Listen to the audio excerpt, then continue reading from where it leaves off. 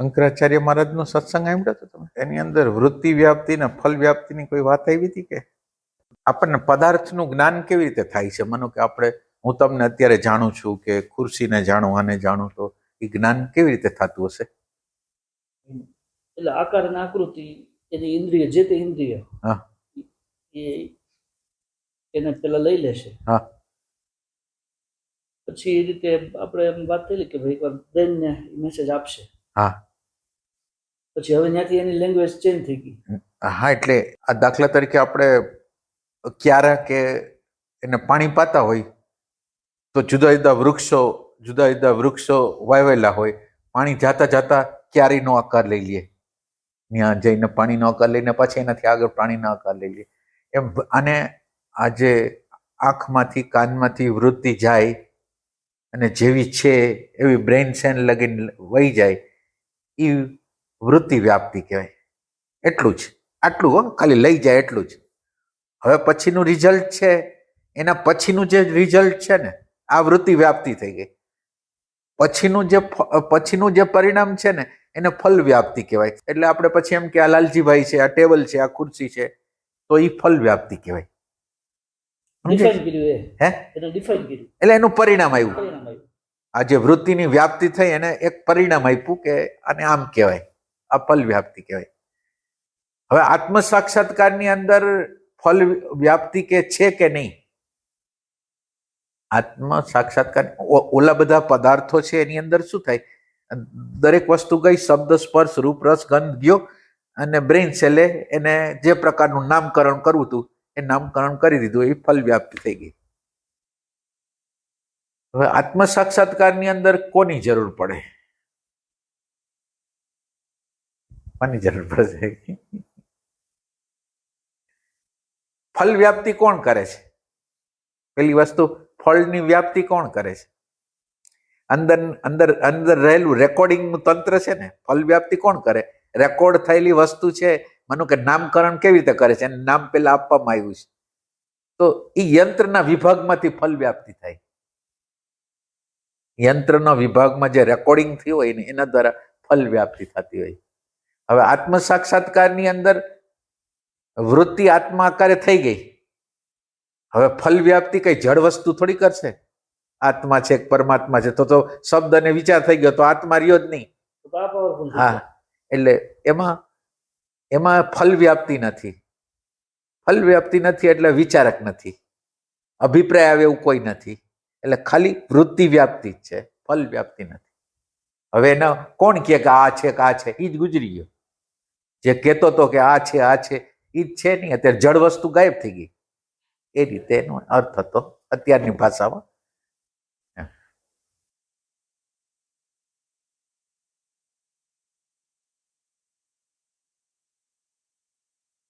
સમજાણું બધાને?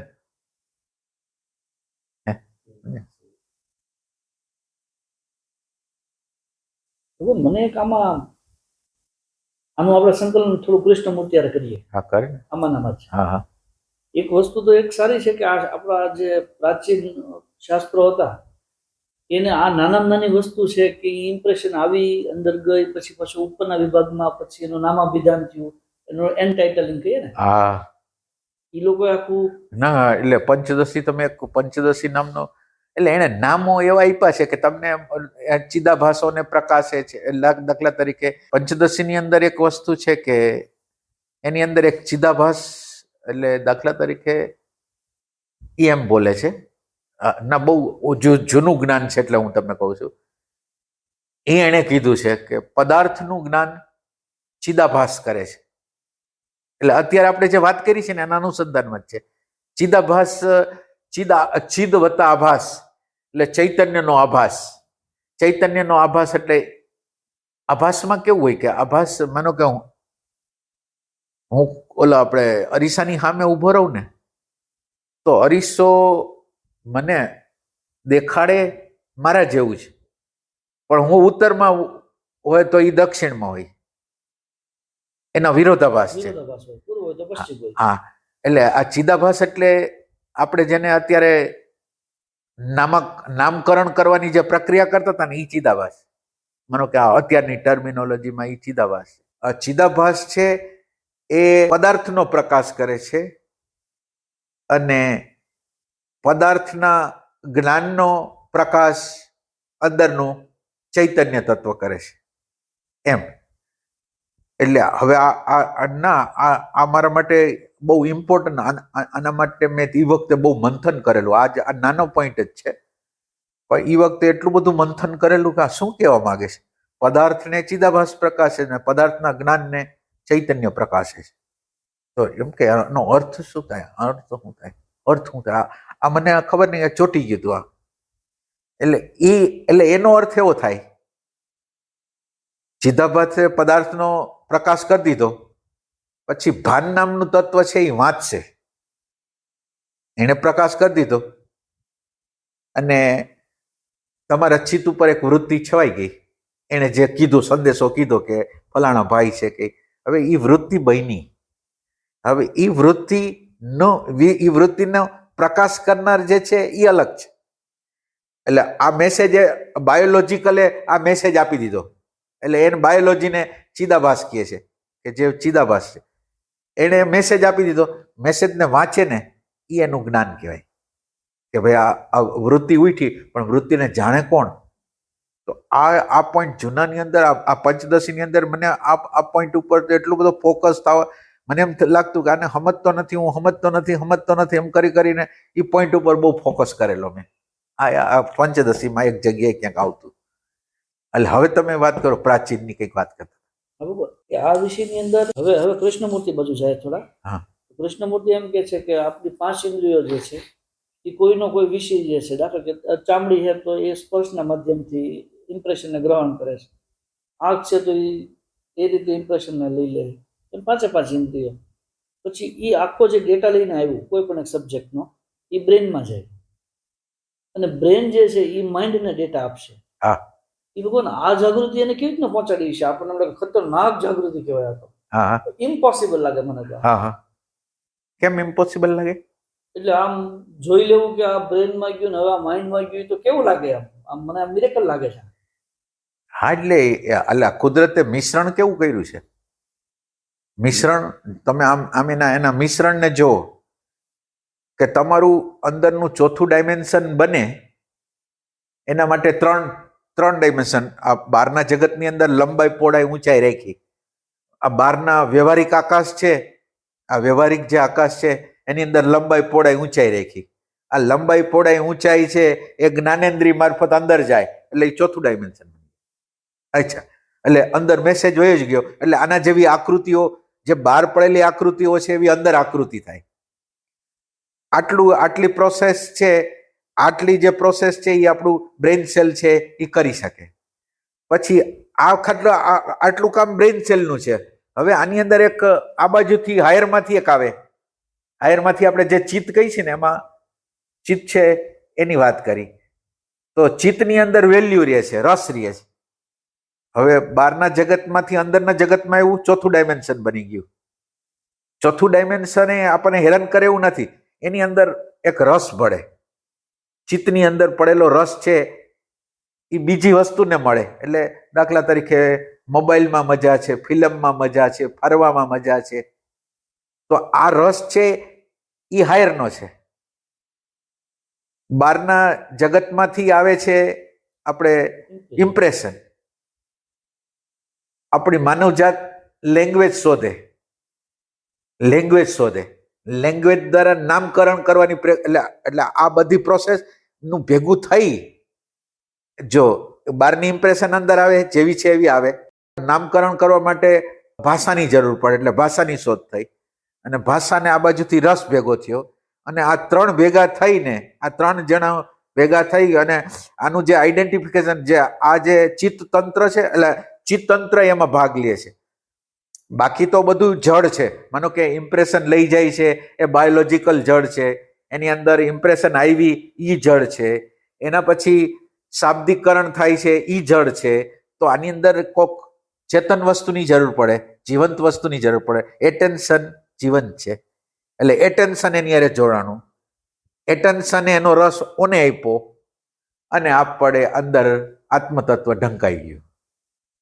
અને સતત રીતે શબ્દ અને વિચાર છે એ ચિત્ત પ્રદેશ ઉપર મેસેજ આપ્યા રાખે, એના વેલ્યુએશન આપ્યા રાખે, ચિત્તતંત્રને સંપૂર્ણ રીતે નિષ્ક્રિય કરી નાખે. હાયરના જેટલા સોર્સ હતા, ચિત્તતંત્ર, અવેરનેસ અને કોન્શિયસનેસ, એ ત્રણ વિભાગને ઢાંકી દે આ ચિત્તતંત્ર. અને આ આખી રમત એણે કરી છે એ ટાઈપની.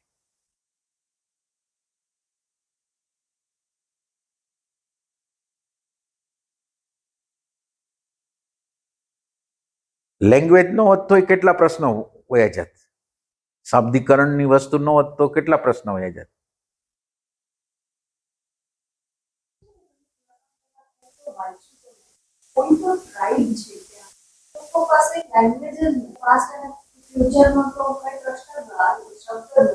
બરાબર. અચ્છા, માનો કે આ એમ કે છે કોઈ ટ્રાઇબમાં એ નથી, પણ એ ટ્રાઇબમાં એ નથી એનો અર્થ એમ નથી એને આત્મજ્ઞાન છે. એટલે હવે એ ટ્રાઇબને લેંગ્વેજની શોધ કરવી પડે, શબ્દની શોધ કરવી પડે, પછી પાછું જાગૃતિનું આયામ પછી આવે એમ. એટલે એ પશુ પંખી જેવો નિર્દોષ જેવો રીએ, પણ ઓમ એને જ્ઞાન તો ન થાય. પર્સનાલિટી તો બનાવી હા, હા, એમ, હા. બનાવી પડે.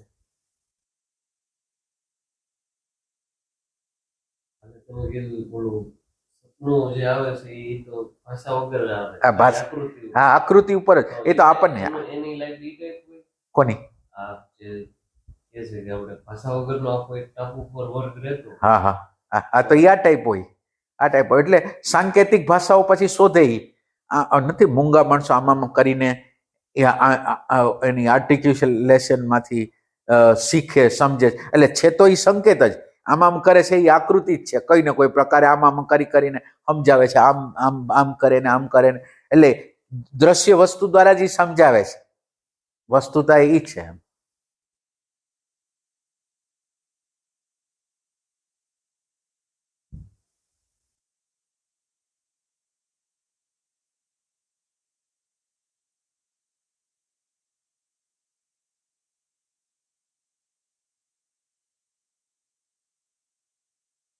તો આનો અર્થ એક એવો થાય ને કે ખરેખર તો બે લેંગ્વેજનો આપણે યુઝ કરીએ છીએ.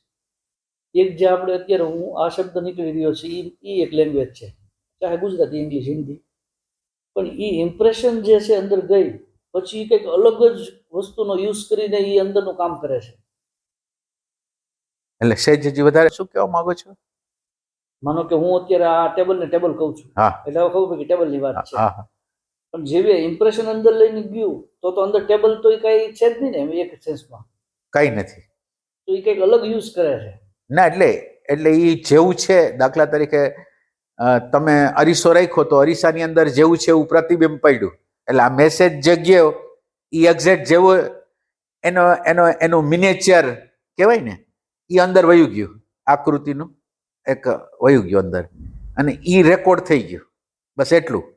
ન્યા બીજું કાંઈ નથી, ન્યા હજી રસ નથી ભળ્યા કે બીજું લેંગ્વેજ નથી ભળી, પણ આવા પ્રકારે ન્યા પડેલું છે. આવી ગયું ભગવાન 5 સ્વરૂપે છે. હે, એ 5 ફોર્મમાં છે. હા, એ 5 ફોર્મમાં છે.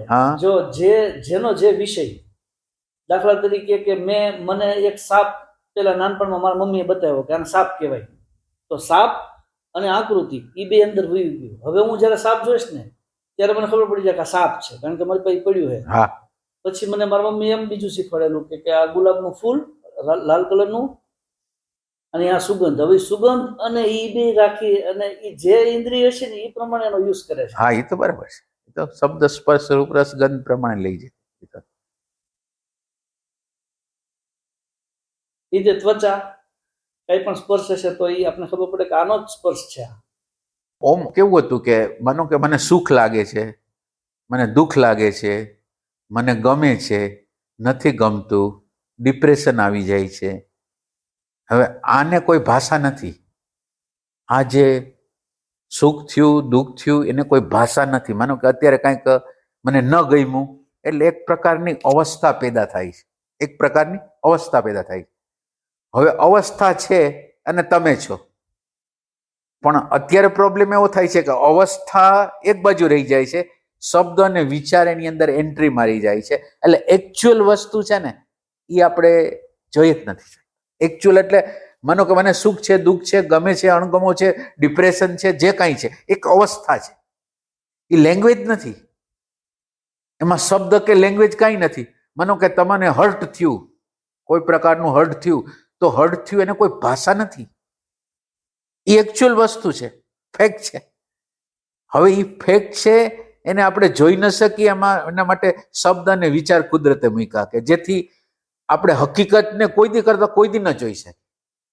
એના ઉપર શબ્દ અને વિચાર મૂક્યા રાખે એટલે હકીકત ક્યારેય ના. એટલે આ અધ્યાત્મ છે એ હકીકતનો આમનો સામનો કરવાની પ્રોસેસ.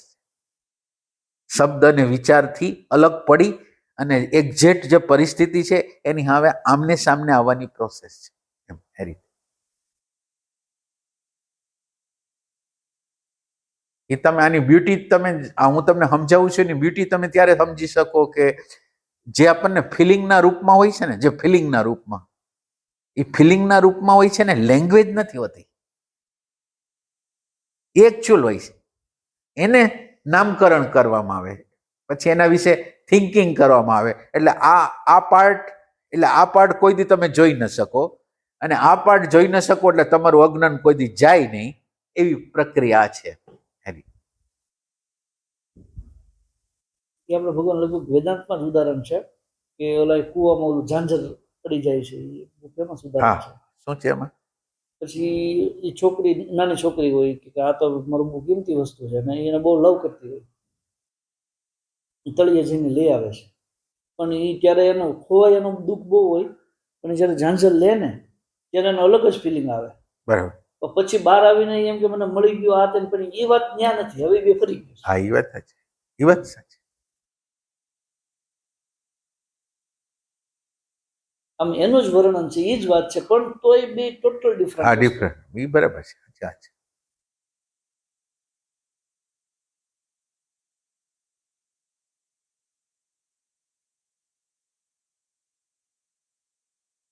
અને આ દ્રષ્ટાંત છે ને, એ તમારે થોડુંક આગળ લઈ જવું હોય તો આત્મામાં લઈ જવાય. આ દ્રષ્ટાંતને જ તમને આત્માની અનુભૂતિ થાય ને, એટલે તમે પાણી છે અને વાચેન્દ્રી છે એ એમાં અગ્નિ તત્વ છે, શબ્દ છે એ અગ્નિ તત્વનો છે, અને આ પાણી તત્વ છે. અગ્નિ અને પાણી બે વિરોધી, એટલે અંદર જે ગયો છે ને બોલી નહીં શકે, અંદર અનુભવ થઈ ગયો પણ એને વ્યક્ત નહીં કરી શકે. એટલે જેને આત્માનો અનુભવ થઈ ગયો એ આ જગ્યાએ છે એનું વર્ણન નહીં કરી શકે, પણ ક્યારે કરી શકશે? જ્યારે એમાંથી બહાર નીકળશે ને ત્યારે શબ્દ અને વિચારના રૂપમાં એને પ્રગટ કરશે. એ ટાઈપની વસ્તુ. એટલે મન ને વિચારનો હાવ સંપૂર્ણ અભાવ થઈ જાય ને, એટલે કોણ બોલે, કોણ ચાલે એમ. અમારા મેં આ વસ્તુને રજીસ્ટર કરેલી છે કે જ્યારે ડિવાઇન એક્સપિરિયન્સ થાય ને, જ્યારે મનની સ્થિતિ આવી જાય તો ત્યારે તો કાંઈ છે જ નહીં. તો પછી એ હવે આ તો બધી એવી ચપળતા છે એની અંદર, એ પછી એનું એન્કેશમેન્ટ કરે. એટલે મને ખ્યાલ આવ્યો કે અમુક જે સંતો કરે ને આ વસ્તુ છે, એ પછી એના ભરોડો કરીને એનું ચલાવી રાખે છે. બરાબર, બરાબર. એ વાત સાચી, એ વાત સાચી.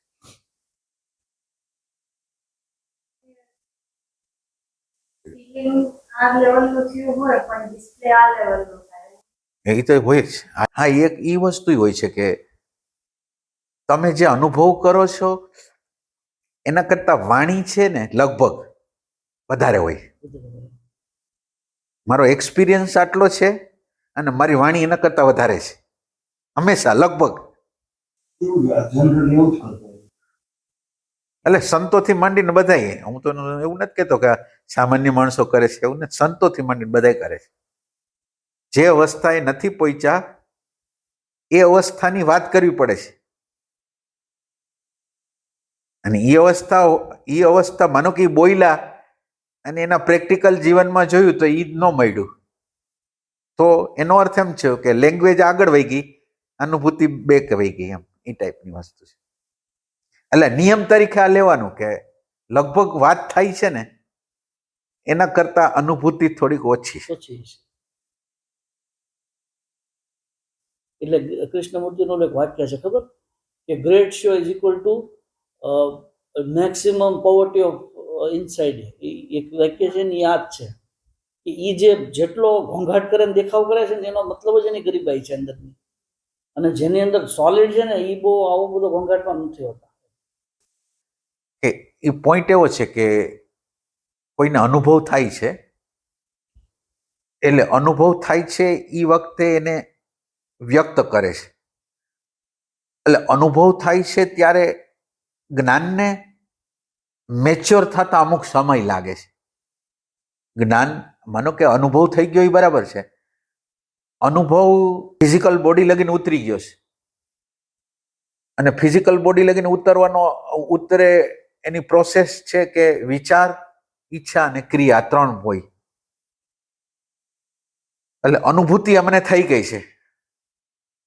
હવે જે દર્શનમાં, વિચારની પણ દર્શનમાં જે પ્રેમ પડેલો છે, જે શાંતિ પડેલી છે, જે પ્રજ્ઞા પડેલી છે, એને વિચારના દર્શનથી પછી એના ભાવમાં અને એની ક્રિયામાં આવતા અમુક સમય લાગે.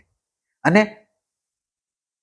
જે શરૂઆતનું જ્ઞાન હોય એ થોડું કાચું હોય, એટલે મેચ્યોર ન હોય, આમ પરિપક્વ ન હોય, હાવ છૂટું પડેલું ન હોય. એટલે એને પરિપાક થવા માટેના અમુક સમય જોઈએ છે. એટલે આપણે એમાં રૂપક રૂપે એમ કહેતા કે ગંગાનું અવતરણ 7 પેઢીએ થાય છે. 7 પેઢીએ થાય. એટલે આ ગંગા છે, પરાવાણી છે, એ ગંગાનું અવતરણ દર્શન, ભાવ અને ક્રિયામાં પલટાતા અમુક વર્ષ લાગે. તો ઈ વસ્તુમાં છે, એટલે ઈ ફરક રહી જાય છે જ્ઞાનનો અને અભિવ્યક્તિનો.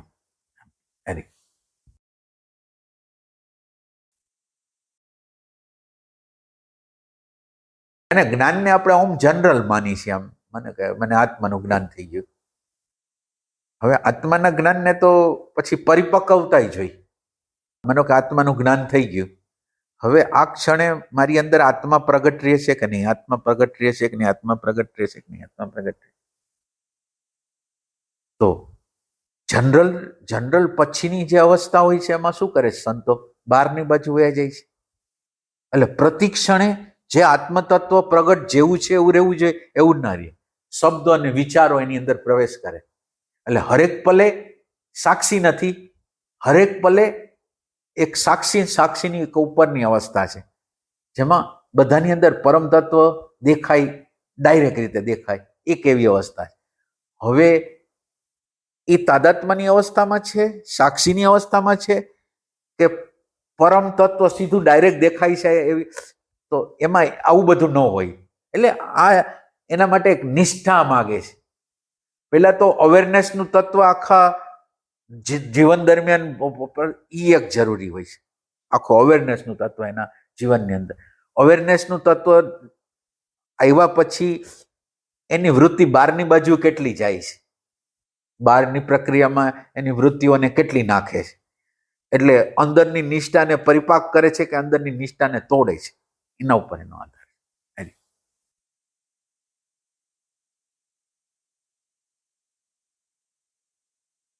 અને આત્મજ્ઞાન પછી તો ઘણા અંધારા આવવાના હોય. આત્મજ્ઞાન પછી અંધારા ઘણા છે, એવું નથી. કેટલો કદડો, તમે અનંત જન્મનો કદડો કેટલો હશે એમ તમે વિચાર કરો તો. એટલે તમારી નિષ્ઠા સતત રીતે આત્મામાં હોય તો જ ઈ થઈ શકશે, નકર તો તમે ડાયવર્ઝનમાં ક્યાં ઉપડી જશો તો તમારું તાદાત્મ્યની અવસ્થા જ પ્રગટ થશે. તમારે લેક્ચર કરવા છે, તમારે વાં જવું છે, પછી પાછું જવું છે તો કઈ વાંધો નહીં, લેક્ચર કરવું છે તો વાંધો નહીં, પણ કામના છે કે આપણું નામ થઈ જાય. એટલે ઈ પ્રોબ્લેમ બધી બાજુ થાય. એટલે વૃત્તિઓ શાંત થવાને હોય એને બદલે વ્યાપ થતી જાય કે ભાઈ ઓલા આપણે 10 આશ્રમ બનાવ્યા તો એ 10 આશ્રમ વાં કેવું હાલે છે, વાં તમારી વૃત્તિને સતત રીતે બહિર્મુખ થવાની પ્રક્રિયાઓ થવાની. પછી તમને અંદર પૈસાની કામના કેટલી છે, તો પૈસાનો એકઠો કેવી રીતે કરવો આપણે, તો એના એક આઈડિયા મારે. તો આ બધી વસ્તુમાં તો આત્મા તો ક્યાંય વહી જાય એમ. એટલે આ બધી વસ્તુ આની અંદર ઘણી હોય છે.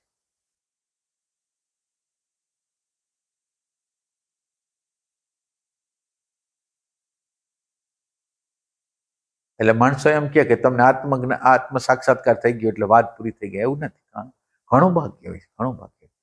એટલે વ્યાસજીએ જે 15 જન્મ કીધા ને એ દ્રષ્ટાના કીધા, ઓલાના નથી કીધા કે તમે અહીંયા આવો ને તમને 15 જન્મ. એ નથી. એ એમ કહે છે કે દ્રષ્ટાને પરિપાક થતા 15 વર્ષ. કારણ કે દ્રષ્ટા તો તમે પ્રગટ કરો છો, હવે દ્રષ્ટાની અંદર તમારી વાસનાઓ કેટલી છે અને એ વાસનાઓ તમને કેટલી તાણી જાય છે એના ઉપર હવે દ્રષ્ટાપણું તો તમારી ગતિ ઉપર આધાર રાખે છે કે દ્રષ્ટા ખરેખર છૂટો રહે છે કે તાદાત્મ્ય કરે છે, એના ઉપર આધાર રહી.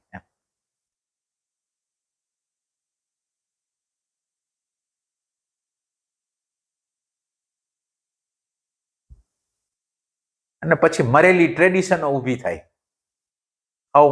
મૃતભાઈ ટ્રેડિશનો ઉત્પન્ન થાય. એટલે સંતો હોય, સંતોને પગે લાગવાવાળો એનો બહારથી ફોર્માલિટી દ્વારા ઘણા માનો આમ કરે ને બધું આમ કરે ને આમ કરે ને એ બધી ફોર્માલિટીઓ. એટલે સાચું કહું ને તો ઓથેન્ટિક વસ્તુ જ જતી રહી ત્યાંથી.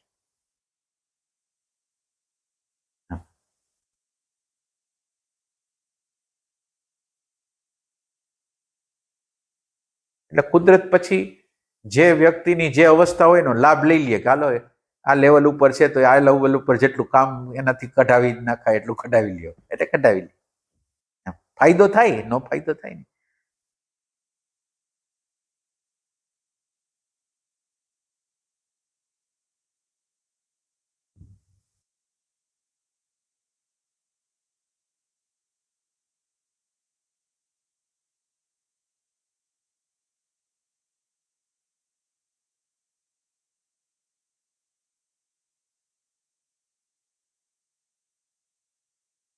એમ કે મારા અંતરાત્માથી હું નોખો ન પડું ને હવે જે પ્રવૃત્તિ કરવી છે એ મારે પ્રવૃત્તિ કરવી છે, મારા અંતરાત્માથી જુદું નથી થવું અને આ પ્રવૃત્તિ કર્યા રાખવી છે. એ ભાવ છે ને એ અનન્ય પ્રેમ છે, એ પ્રેમ નથી હોતો. અને જ્ઞાની કે અને માણસ માનો કે તમને આત્માનું જ્ઞાન, આત્માની સમજ, આત્માનો અનુભવ થઈ ગયો, એ આત્મા નિરંતર રીતે પ્રગટ નથી રહેતો પ્રતિક્ષાને. ના, ન જોઈ ને, સવાલ જ ક્યાં છે? કેવી રીતે હોય? એટલે આત્મા પ્રગટ થઈ ગયો બરાબર છે, હવે આત્મા પ્રગટ થઈ ગયો એટલે જ પ્રોબ્લેમ છે કે હવે આત્મા પ્રગટ થઈ ગયો, આત્માનું પ્રગટ થવું અને અંદરના સંસ્કારોને બહાર નીકળવું એ સાયમલ્ટેનિયસ થાય પછી. એટલે સમયે એની અંદર એક પ્રકારના સંજોગો નિર્માણ થાય, બહારના સંજોગો નિર્માણ થાય અને એને લલચાવવા માટે કોશિશ કરે. હવે આમાં ફસાય છે. એટલે આ બધી પ્રોસેસો હાલતી હોય આત્મજ્ઞાન પછી, આ બધી પ્રોસેસ હાલતી. પ્રકૃતિ ભગવાન આમ ડબલ ફોર્મમાં કામ કરે એવું લાગે. એક ફોર્મ એનું એવું છે કે એને દુઃખ આપ્યા રાખે, એને કે સ્ટેબલ ન થવા દે અને એમ કે તમે આમાં નહીં, તમે આમ વયા જાઓ. અને એ બાજુ જાય તો પછી પાછું ન્યાય એનો એક રૂપ અલગથી જ આવી જાય કે તમને હજી આપણે નવો વિષય આપી ઉભો રહ્યો. ના, એટલે એમ નથી. એટલે ઓમ તમારી વાત સાચી છે, એક સેન્સથી સાચી છે, પણ બીજા સેન્સથી એનો અર્થ એવો નથી. અર્થ એવો છે તમને જે અણુ પરમાણુ ચોંટી ગયા છે ને, એટલે ના, પ્રકૃતિ એમ નથી કરતી કે તમને નાખે છે. જે અણુ પરમાણુ તમને ચોટેલા છે ને, હવે તમે જ્યારે સાફ કરો છો ને તો તમને એ દેખાડે છે કે જો આ બીજો ડાઘો છે તમારી અંદર. એટલે એ કઈ પોતે નથી કરતી, પણ હવે તમારા ડાઘાઓ તમને દેખાડવાનું ચાલુ કરે છે. એટલે પ્રકૃતિ કોઈ વસ્તુ નથી, તમને જે ચોટેલું છે એ જોવાનું ચાલુ થઈ ગયું. એટલે આપણે એને એમ સમજી છીએ કે ભગવાન આપ્યું, એમ નથી. એમ સમજે છે?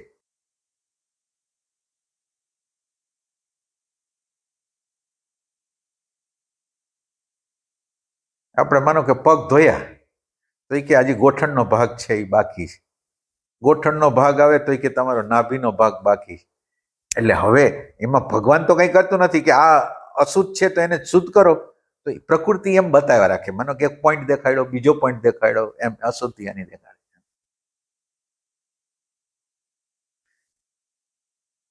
એ છે આપણા તરફથી ખાલી બતાવવાની, એટલે નિમિત્તો પેદા કરે છે.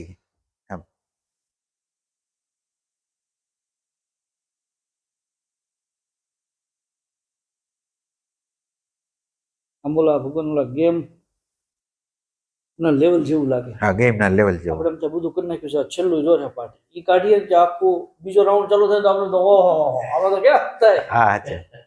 હા, એમ જ એક લેવલ વટાવો એટલે બીજું લેવલ જે નીકળે પાછું ત્રીજું લેવલ નીકળે. આપણે તો એમ હોય કે બે ત્રણ વસ્તુ, હા. પછી તો બીજો રાઉન્ડ શરૂ થાય તો આપણે તો ઓહો આમાં તો કઈ રીતે. ના, એટલે તમારે વધારે એટેન્શન આપવું પડે એવું હોય. પછી પહેલા તમને એના કરતા ઓછું હોય છે, એના પછી વધારે થાય, એના કરતા તમે આગળ જાવ તો વધારે થાય.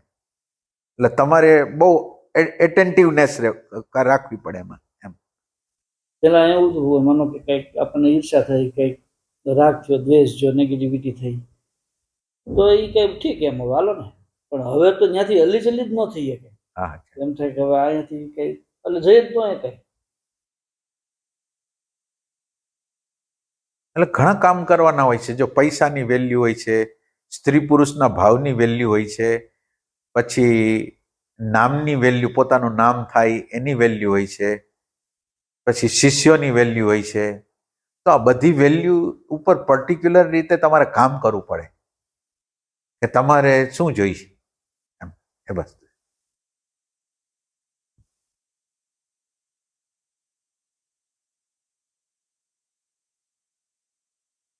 પૈસો એ આ દુનિયાની બહુ મોટી વસ્તુ છે. અંદર જે આપણા અનકોન્શિયસમાં એના પ્રત્યેનું જે વેલ્યુ વહી ગઈ છે ને એ બહુ મોટી છે. કાઢવી લગભગ અશક્ય છે. રાકેશભાઈ વાત કરતા હતા, પર્વતમાં પછી કોઈનું સ્થાન હોય તો પૈસાનું જ છે. પૈસાનું સ્થાન એટલું બધું બહુ powerful weapon છે. બહુ પાવરફુલ વેપન. બધી હિંસાઓ ને બધું, હિંસાઓ, છેતરપિંડી કે બધું થાય છે એની પાછળ તો છે જ ને.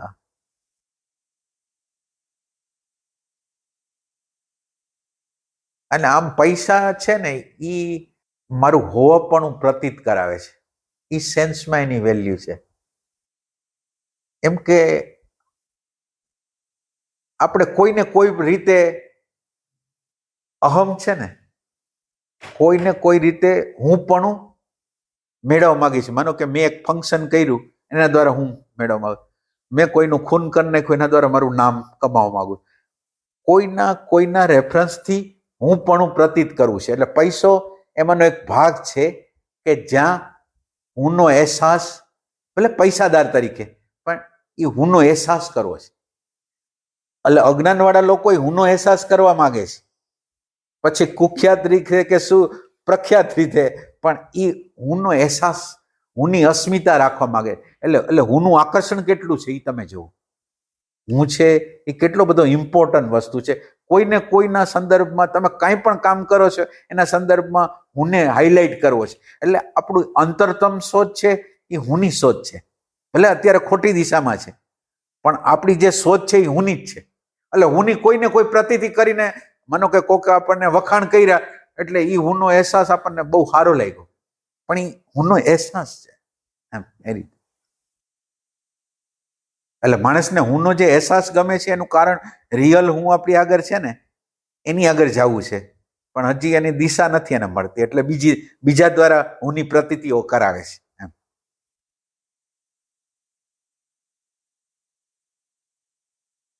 ડેફિનેશન એક ખોટી અપાઈ ગઈ છે. દાખલા તરીકે વધારે પૈસા વાળો હોય તો એમ કે બહુ મોટો માણસ. હા. કેવી રીતે? હા, પણ એટલે એ અત્યારે આ સમાજની અંદર તો એમ જ છે. અને આખી આપણી વ્યવસ્થાનું તંત્ર, જે લગ્ન વ્યવસ્થાનું તંત્ર છે એ તો તમને એમ જ પૂછવાના, તમારી ઘર પૈસા શું છે, તમારી નોકરી શું છે. તો એની અંદર તો ના, એટલે એની તો વેલ્યુ જ છે, બીજા કોની વેલ્યુ છે. અને અત્યારે તો વધારે ઉમેરો થયો, જમીન કેટલી છે. ઓલું તો હતું, એને બદલે હવે જમીન નહીં પૂછવા માંડ્યા. હે, સિવિલ સ્કોર કેવો છે? બેંકનો આવે ને? હા, મને ખ્યાલ છે સિબિલ સ્કોર. કે જો સિવિલ સ્કોર ખરાબ હોય ને તો સગાઈ ન કરવાની.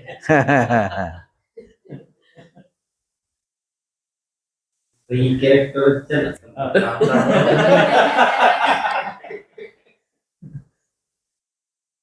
ના, એટલે પૈસાની વેલ્યુ તો જબરજસ્ત છે, અમાપ છે. પછી ભલે કોઈ લે છે અથવા કોઈ નથી લેતું, તો એટલી જ વેલ્યુ તો એટલી જ છે.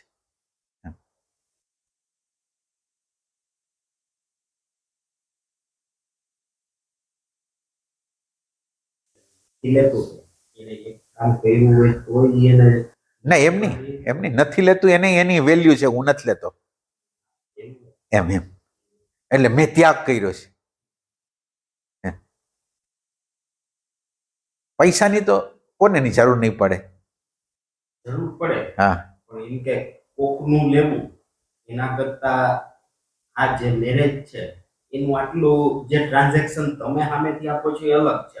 અમે માગીએ છીએ એ કોકના નો લેવાના ઓલાથી શક્ય બને. એટલે ધારો કે હું છે તો મારે કોઈની પાસે લેવું પડે તો મને એમ થાય કે એના કરતા ચૂકવી દેવું સારું, લેવું પડ્યું એના કરતા. ધારો કે મારે વચ્ચે આની જરૂર હતી એમ કે પાસેથી લેવા ન પડે તો સારું, કે ત્યાં ચૂકવવાનું પાછું કેમ થાય તો બીજી વ્યવસ્થા ગોઠવાઈ ગઈ તો મને બહુ સારું લાગ્યું, તો રિલેક્સ થયું. એની અંદર ચૂકવવું તો પડે જ ને. હવે તમે એની આગળથી નથી લીધું એનું એટલું જ કારણ છે. તમે આમ બરાબર જુઓ તો એને ઈ કારણ નહીં મળે. તમારે એની આગળ શું કારણ નથી લેવું? એના ભાઈઓની નેગેટિવિટી આવે. હા તો પછી તો ઈ તમને પ્રોબ્લેમ થાય છે કે તમારી ઇમેજ બગડે છે એના ભાઈ આગળ. એની પાસે ઇમેજ માટે કઈ હોય નહીં એમ કઈ. ના તો તમે એનું કારણ તો ચોખ્ખું બતાવો છો. હું ધારો કે હું મારો એક જૂનો પ્રસંગ કહું તો મારા એક મિત્ર છે ને મને 5 લાખ આપ્યા, પછી એ પાછા જયારે આપ્યા ને 2 વર્ષ ત્યારે એના પપ્પાએ એને બેસીને ના પાડી અમારે કઈ વ્યાજ જોતું નથી, તો હું એને બીજી રીતે કેવી રીતે કરી શકાય એ હું ગોઠવી દઉં કે હવે એ લેશે નહીં પણ મારે ફ્રીમાં આ જગ્યાએ એનું આ કામ કરી લેવાનું એમ કરીને હું નક્કી કરું તો મારી ઇમેજ એમાં ક્યાં એમાં ઇમેજ હશે ના એટલે રહી શકે. એમની ઇમેજ હોય.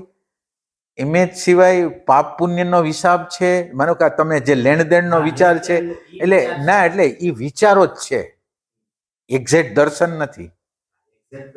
એટલે એ વસ્તુ હા એમ વસ્તુ એમ છે ના એટલે આપણે વચ્ચે આપણે જયારે આગળ વાત કરી ને કારણ દે છે દેખાતો નથી. તમે શું કામ એને કરો છો એટલે તમે એના કારણો સારા ગોતો છો. જો કોઈને કોઈ પ્રકારનું કારણ સારું ગોતો પણ કારણની અંદર ઓમ હોય કંઈક બીજું જ એમ. એટલે ઈ બહારથી આવેલું છે, બહારથી. હા એમ એટલે એ આપણો દર્શનનો વિભાગ નથી એમ. એટલે ઈ વેલ્યુ તો ન્યાન છે, વેલ્યુ ન્યાન છે, વેલ્યુ ન્યાન.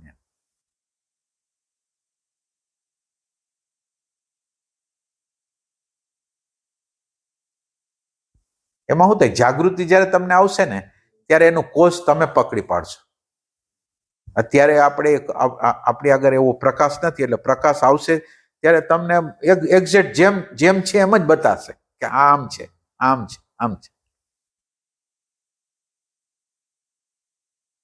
ભગવાન ત્યાં તો ગજબની ગોઠવણ મૂકી છે આ લોકોએ. કેમાં? આ વિષયમાં હા આ કોઝલ બોડીમાં. હા એટલે એકચ્યુઅલ કઈક વસ્તુ છે, હવે એને એડોન એટલે શણગારવું. હવે એને રજૂ જ્યારે કરવાનું છે ત્યારે અલગ રીતે અંદરથી આમ ગોઠવી અલગ રીતે રજૂ કરી દે અને શક્ય છે કે એને ન ખબર પડવા દે. એ તો એની જાગૃતિનો પ્રકાશ એને વિંધી નાખે તો જ ખબર પડે આમ વાત હતી. હા એ તો છે. બાકી તો એને પોતાને એમ જ ફીલ થાય કે હું બહુ બેસ્ટ છું ને આમાં બેસ્ટ ટ્રાન્ઝેક્શન કરી ના એટલે યંત્રનો એક વિભાગ છે ના એટલે યંત્રના વિભાગની અંદર આ ઇન્ટેલેક્ચ્યુઅલ સેન્ટરનું ફંક્શન સ્વાર્થને પોતાને સેલ્ફને ડિફેન્સ કરવાનું કામ એને અનકોન્શિયસલી સોંપવામાં આવ્યું છે. કોન્શિયસલી નહીં, અનકોન્શિયસલી સોંપવામાં. તું આનો સર્વન્ટ છો અને તારે આની કોઈ મિસ્ટેક સાંભળવાની નથી કોઈની આગળ. એ ટાઈપની એને કામગીરી આપવામાં આવી છે ઇન્ટેલેક્ટ.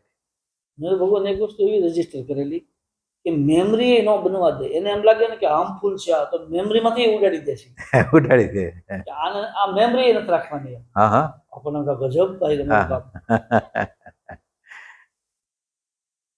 એટલે એક દ્રષ્ટાંત આપશો આમાં જ લઈએ. માનો કે એક એવું કામ છે કે જેનો સાક્ષાત્કાર જો એને થાય ને તો એને ભારે માઠું લાગી જાય એમ છે.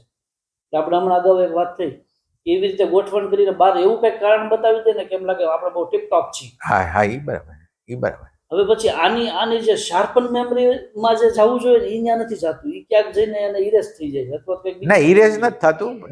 ઇરેઝ નથી, છેતરપિંડી કરી નાખે છે આપણી યારે.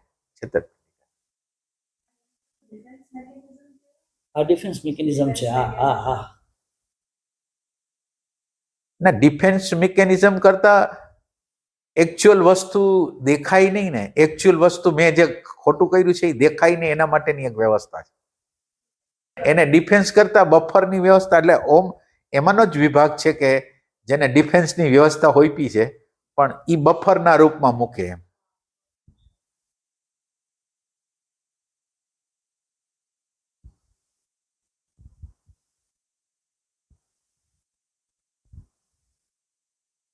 એટલે આપણે એક દ્રષ્ટાંત આપ્યું હતું બફરનું, કે એક ભાઈ હતા અને ભાઈની આવક ઓછી હતી, એટલે કંઈક ખાવાની ઈચ્છા થાય તો ઘરના વાઈફ હોય, બાળક હોય, તો હવે જો ખાય તો બાઈટ થાય, તો એણે વ્યવસ્થા એવી કરી કે વચ્ચેની વ્યવસ્થા એણે એવી કરી કે એના ભાગ્ય ન હશે તો એને મળી જશે, અને એને લીધે એનું બાઈટ એને બંધ કરી દીધું. તો એ અંદરની એક મિકેનિઝમ તમે જુઓ તો એ ટાઈપની વસ્તુ હોય.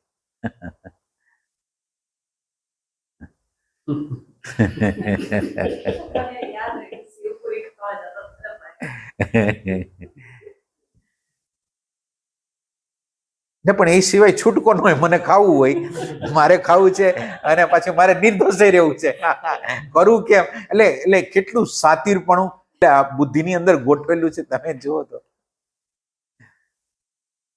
એ આમ ઓલો જે અગાઉ એની પાસે બિફોરનો ડેટા હોય ને એનું અને આ ઘટનાનું અત્યારે જે ઇવેન્ટ બની રહી છે એનું બેનું એક્સિડન્ટ થાય ને એમાં સોલિડ પીડાતો હોય. હા, કેવી રીતે? એની પાસે એક એવો ડેટા પેલા એને આપવામાં આવ્યો છે હા કે મા બાપને મૂકીને ખાવું નહીં. હા, બરાબર. એ બહુ સ્ટ્રોંગ બિલીફ છે એની અંદર. અને હવે આ સેવપુરી વાળો બન્યો છે દાખલો. એ એક આ ડેટા અને અત્યારનો એક આ એક્સિડન્ટ, એ બે ઇન્સિડન્ટ જે બન્યો છે એ બેનો ઘર્ષણ સોલિડ થાય એની અંદર, પછી ત્યાંથી બપોર કાઢે કંઈક નું કંઈક. હા હા હા, એટલે એ જગ્યાએ એ મૂંઝાતો હોય, એટલે જેમ અંદરથી બોલી પ્રેરણા થાય છે એમ ચતુરાઈ અંદરથી મળે.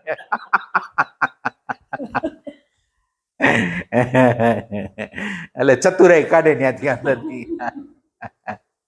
અને એની પાસે એક એવી એક જાદુઈ શક્તિ એ છે કે માનો કે ફોર એક્ઝામ્પલ આ વ્યક્તિ છે એના ફાધરને નથી ખવડાવી સેવપુરી, એટલે એ આમ અંદરથી સર્ચ કરીને એના ફાધરને વીક પોઈન્ટ લઈ આવે કે આ વાત છે ને એને ન ખવડાવે. અરે ભાઈ સોલિડ મેજિક છે.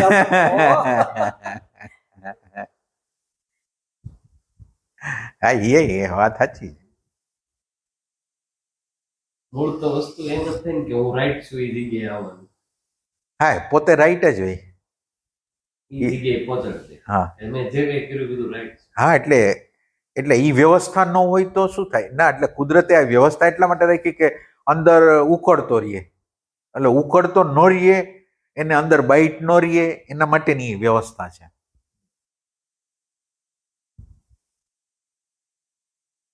આમ પેસિવ જે માઇક્રો પેસિવ અંદર ઉભા થાય ને એ જબરજસ્ત છે. એટલે કોઈ પણ ઇવેન્ટ આપણી અંદર બનતી હોય ને આપણે એમ લાગે ને હવે વેરક જવાનો શાંતિ સોલિડ, તો એ અંદરનો પેસિવ ત્યાંથી જ ઉભો કરી દે. અચ્છા, એને આમ સિક્યોર કરી દે, હાલવા ન દે એમ. એટલે એમાંથી નીકળવા ન દે. એને આગળ એમાં ન લઈ જવા દે, પછી પેસિવ નો પાછો એક એક્ટિવ રજૂ થઈ જાય, એમ કરીને એ ધ ચેઇન ઓફ થિંકિંગ અથવા થોટ્સ એ રીતે એમ. એટલે એ વસ્તુને છોડી ન શકે. નહીં. હા, એ વાત સાચી. એટલે જે વસ્તુ આપણને ગમતી હોય અને બહારની માહિતી એમ કહેતી હોય કે આ બરાબર નથી, તો એ બહારની કોઈ પણ માહિતીને એ ફેંકી દેશે. જે કરવાનું હશે એના માટેનું સારું કોઝ પણ ગોતી લેશે. એ વાત બરાબર.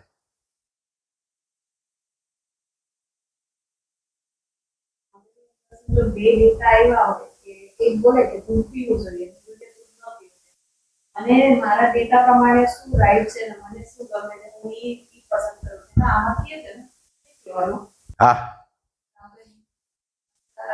સગવડતા અનુસાર વસ્તુ નાની માનો કે કોફીનું ક્યાંક વાંચ્યું હતું, કોફી પીવાનું છે તો એ કે કોફી જેવું શ્રેષ્ઠ કોઈ નહીં એમ. હવે કોફીની ના પાડી તો એ એમ કે ના કોફી નહીં, કોફી જેવું એ કોઈ શ્રેષ્ઠ જ નથી. હા.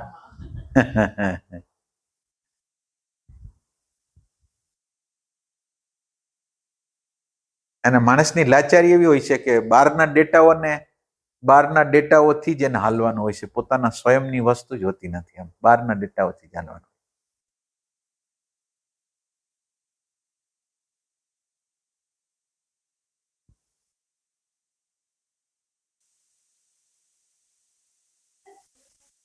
આપણે ડેટા પ્રમાણે નથી ચાલવું એટલે એમ કહેવાય છે કે તમે વેરીફાઈ કરો.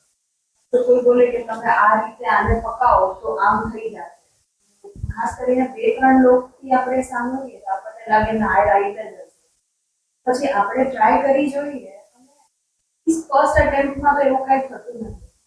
પણ ખબર છે તમે એક વાર કીધું હતું કે એમાં પણ કંઈ બીજો એંગલ આપણને લાગે કે આપણે આવા સ્ટેપ્સ લીધા છે એના લીધે આ પરિણામ આવ્યું છે. પણ કેટલી વાર કોઈ બીજી વસ્તુ હોય જેના લીધે ફાઇનલ પરિણામ આવ્યું હોય અને આપણને લાગે ના આવ્યું. હવે તમે એની અંદર મુખ્ય મુદ્દો ખાલી એટેન્શન જ છે. તમે મને કે એટેન્શન આપી અને તમે એક પ્રયોગ કરો કે હાલો આવી રીતે રેસીપી બનાવશું. હવે એ રેસીપીનું રિઝલ્ટ જે આવ્યું ને એમાં કેવું રિઝલ્ટ આવ્યું? જો બરાબર રિઝલ્ટ આવ્યું તો કાંઈ વાંધો નથી.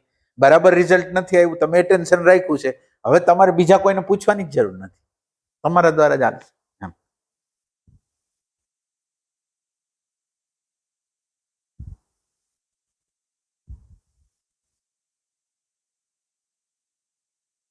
અને આની અંદર તો તમારી આગળ એક તમે એટલે આપણી અંદર એવું હોય કે ક્યાંક ઓલા છાપામાં કીધું છે ને ઓમાં કીધું છે એટલે સાચું, એવું નહીં. તમારે તમારા દ્રષ્ટિકોણથી વેરીફાઈ કરીને એ બધી વસ્તુ તમે મૌલિક રીતે કરો, તમારી મૌલિકતાથી. એમ કે આ આટલું સાચું હોય એવું કાંઈ નથી. માનો કે આણે આમ કીધું છે, આ નાખવું છે, અને માનો કે આપણે ન નાખ્યું અને બીજું કંઈક કર્યું, તો એનું રિઝલ્ટ આપણે જોઈશી અને એના દ્વારા એટલે આપણે આપણી મૌલિકતાથી બધી તપાસવી જોઈએ. આપણે આ જાણે કે ફોલોવર જ હોય, લખેલી વસ્તુના ફોલોવર તરીકે કામ કરી તો ન ચાલે. આપણે આપણી ઓવન વસ્તુ સાહસ કરવું જોઈએ. એ જે ડેટા બહાર જઈને કંઈક કરવાની ક્ષમતા હોવી જોઈએ. આમ જ કરવું ને આમ જ કરવું એમ નહીં, પ્રયોગ કરીને બધું જવાનું.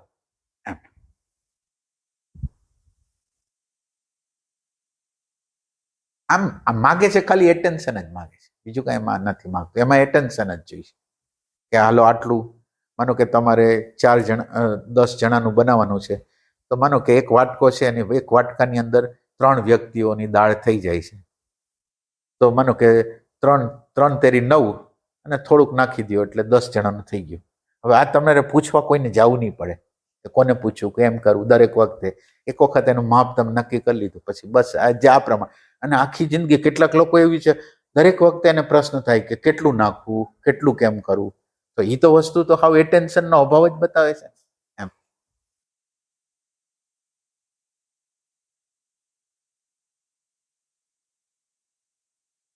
આ જીવનની આખી બધી સમગ્રતાનો આધાર એટેન્શન સિવાય કાંઈ નથી.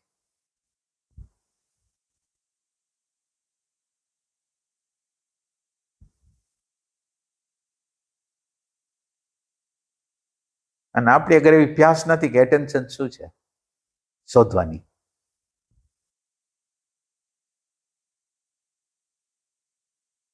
ક્યારે કોઈ શોધ્યું? સાચું બોલજો. એટેન્શન ને શોધ્યું હોય ઓમ નહીં, એટેન્શન. આની પહેલા ભગવાન મેં ઝુંબેશ ઉપાડી હા કે આ એટેન્શન ખરેખર શું છે. હા. પછી આમ એને સતત પ્રશ્ન પૂછવાનું ચાલુ કર્યું કે એટેન્શન શું છે.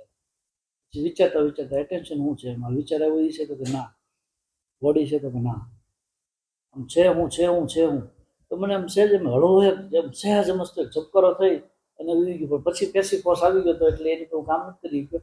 પણ મને હળવો ઝબકારો એકવાર થયો તો આનો એ પોતે જ છે એમ લાગે. હે? એ પોતે જ છે એમ લાગે. ના, પણ આમ સહેજ એમ ના, પણ પોતે છે ઈ જનરલ જવાબ છે.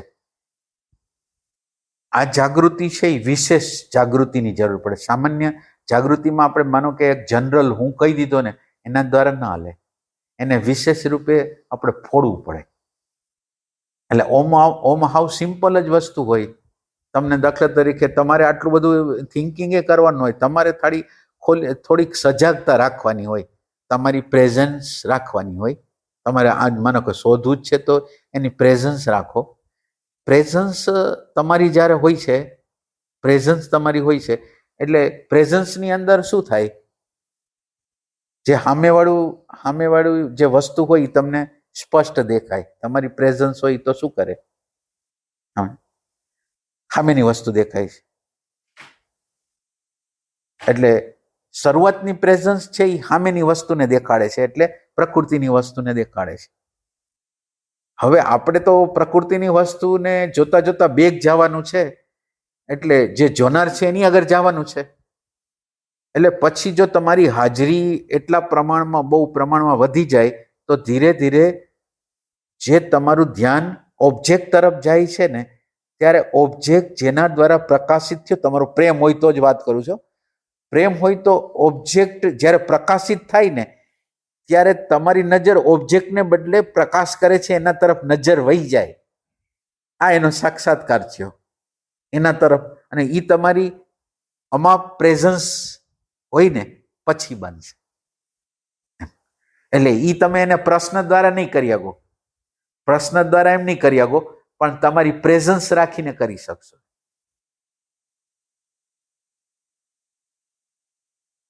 માનો કે ભૂખ લાગી ગઈ તો એ ભૂખનો સંદેશો કોણે આપ્યો? બાયોલોજી, અંદરની બાયોલોજી સંદેશ આપ્યા. અંદરની બાયોલોજી કે આપણને એની પોતાની લેંગ્વેજ છે. જેમ ભૂખ, જેમ તરસ, જેમ ઊંઘ, એવી રીતે એનો સંદેશો એને બાયોલોજીએ તમારા સ્ક્રીન ઉપર સંદેશો આપ્યો. હવે એ સંદેશો આપ્યો વાંચ્યો કોણે? એટલે વાંચવા વાળા તરફ તમારી નજર નથી જાતી, સંદેશો ઉપર તમારી નજર જાય છે. એટલે હવે જો તમે એક તરફ જુઓ તો છોકરી દેખાતી હોય ને એક તરફ આમ જુઓ તો ડોસીમાં દેખાય. આમ ખાલી તમારી જોવાની નજરિયા બદલી નાખી.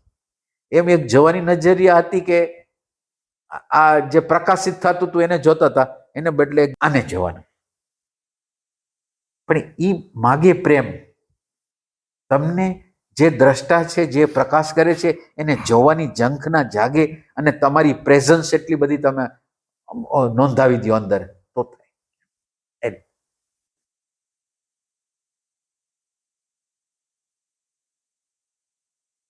અને પ્રેઝન્સ તમે માનો કે પ્રેઝન્ટ મોમેન્ટમાં રહ્યો ત્યારે પ્રેઝન્ટ મોમેન્ટને આખી જોવાનો પ્રયત્ન કરો. આખી પ્રેઝન્ટ મોમેન્ટ, એના દ્વારા મુંજારો આવશે અને મુંજારામાંથી કંઈક થશે. એમાં શું થાય? પ્રેઝન્ટ મોમેન્ટને તો આપણે પ્રેઝન્ટ મોમેન્ટને તપાસતા નથી. આપણે કોને તપાસી છીએ? પ્રેઝન્ટ મોમેન્ટ જેને પ્રકાશે છે એને જોઈશી. પ્રેઝન્ટ મોમેન્ટ છે એ શું છે એ તો વાત જ નથી આપણા જીવનની. પ્રેઝન્ટ મોમેન્ટમાં આવ્યા અને પ્રકાશિત વસ્તુ થઈ ગઈ, હું રાજી થઈ ગયો, હવે મારે ઓને જોવાની જરૂર જ નથી. રાજી થઈ ગયો, મને દેખાઈ ગયું. હવે એ વસ્તુ ત્યાં આમાં એક પ્રશ્ન ઉઠ્યો છે કે રિવર્સ આવવાની આપણે વાત થઈ અત્યારે, તો ભગવાન એ પ્રેરણા કેવી રીતના થાય કે આ રિવર્સ આવવાનું છે? એટલે એ તો સિમ્પલ વાત છે કે રિવર્સ આવવાનું છે. એની વસ્તુ તો એટલું છે કે આપણે જોઈ છીએ. તમે પ્રેઝન્ટ મોમેન્ટમાં આવ્યા, તમે જોયું, એક વખત જોયું, બે વખત જોયું, ત્રણ વખત જોયું, ચાર વખત જોયું, પાંચ વખત જોયું, દેખાય છે. પરિવર્તન કઈ નથી. પરિવર્તન નથી. ત્યાં અટકાઈને ઊભા છીએ ના, એટલે આ જગ્યાએ તમે આવી જાઓ તો આટલું સફિશિયન્ટ નથી, તો હવે તમારે બેકાવવું પડશે. હવે તમારે બેકાવવું પડશે. શું કામ? એને ટ્રાન્સફોર્મેશન નથી થતું. આ જે ખાલી વિચારને જોયા રાખી છે, વિચારને જોયા રાખી છે, ટ્રાન્સફોર્મેશન શું કામ નથી થતું? તમારે આખો વિચારનું જે આખું મૂળિયું જોવું જોઈએ, એ મૂળિયું તો દેખાતું નથી. આ તો ઝાડ થઈ ગયું ત્યારની વાત છે. આ તો વિચાર બની ગયો ત્યારની વાત છે. વિચાર બનવાની આખી પ્રોસેસ થઈ, એનું મૂળિયું જાણવું પડશે. અને તમે તો જ્યારે વિચાર રૂપે પ્રગટ થઈ ગયું છે ત્યારે એનું મૂળિયું તો જોયું નથી. તો એના મૂળિયાને જોવા માટે એ જેટલું મૂળિયું સૂક્ષ્મ છે એટલું તમારે સૂક્ષ્મ થવું પડશે. એટલે બીજી રીતે તમે એમ કહો તો આ વિચાર છે ના, કોઈ પણ ના, એટલે તમે આ વસ્તુને માનતા નહીં, પણ તમે એને ઇન્ક્વાયર કરજો કે વિચાર જે આવ્યો, કોઈ પણ પ્રકારનો વિચાર આવ્યો, માનો કે તમને ખરાબ વિચાર આવ્યા ધ્યાનમાં, આવું ખોટા અને નેગેટિવ ને બધા વિચાર આવ્યા, તો શું થાય? તો સ્થિતિ ખરાબ થઈ જાય. સ્થિતિ જે ખરાબ થઈ ગઈ ને એનાથી જુદા પડવાનું, આટલું તમે બરાબર સમજી. ઓલો તો તમે વિચાર જોયો હતો, પણ વિચારે પોતે જે ઇફેક્ટ નાખી હતી એ તમને ખબર નહોતી પડી, એના તરફ તમારી દ્રષ્ટિ જ નહોતી ગઈ. તો આ બીજો વિભાગ શરૂ થાય કે વિચારે એક ઇફેક્ટ પેદા કરી છે, સુખદ દુઃખદ, હા ના ને સ્થિતિ એક નિર્માણ કરી છે. એ સ્થિતિથી તમે સેપરેશન કરો. હવે આ બીજું સ્ટેપ છે, એટલે એવી રીતે તમને સ્ટેપ મળશે. અને ત્રીજા સ્ટેપે જ્યારે તમે ઇમેજને જોશો ને તો ઇમેજ છે એની અંદર કોઈ પ્રકારનો પાવર નહીં હોય. ત્રીજા સ્ટેપની અંદર ઇમેજ દેખાવાની છે. હવે ઇમેજની અંદર જે દારૂગોળા ભરેલા હતા ને, ગમા અણગમાના બધા દારૂગોળા, એ દારૂગોળા ત્યાં નીકળી ગયા. અને હવે જે ઇમેજને જોશો ને એટલે તમને ખ્યાલ આવશે કે આ કલ્પના સિવાય કાંઈ નથી, એટલે હાવ શુલ્લક. હા, તો ત્યાંથી નિવૃત્તિ થશે. એટલે આ 3 સ્ટેપે છે. અને એક ચોથું સ્ટેપ છે કે જે કોન્શિયસનેસને ટચ કરવાનું છે, એ છે એની હારે હારે. એટલે જેમ જેમ તમે પાછળ જાશો એટલા અંશમાં તમે આત્માની વધારે નજીક આવશો. પાછળ જાશો આત્માની, મૌનની વધારે નજીક આવશો.